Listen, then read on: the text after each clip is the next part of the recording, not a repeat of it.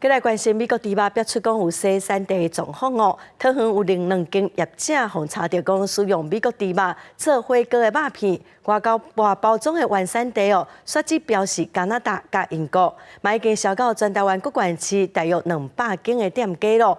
伫台中哦，就有占80间。台中市的食安处嘛展开稽查。进前桃园查到新兴水亭两间公司进口美猪，也是加拿大、英国猪肉将近15万公斤，无标示美国。佮参照火锅肉片全部卖予全台各县市差不多200间的小型餐饮店，敢若是台中到80间。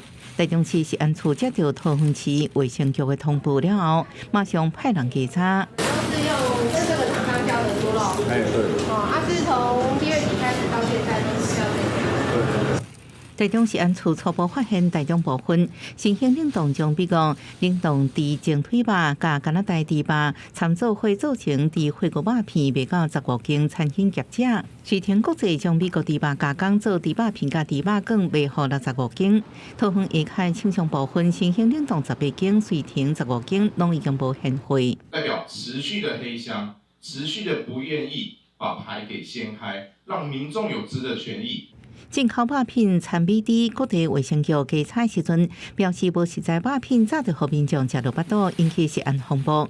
卫生局表示，针对产地标示无实在部分，目前咧收集资料，会移送地检署侦办。违反食安法部分相关应罚400万。记者综合报道。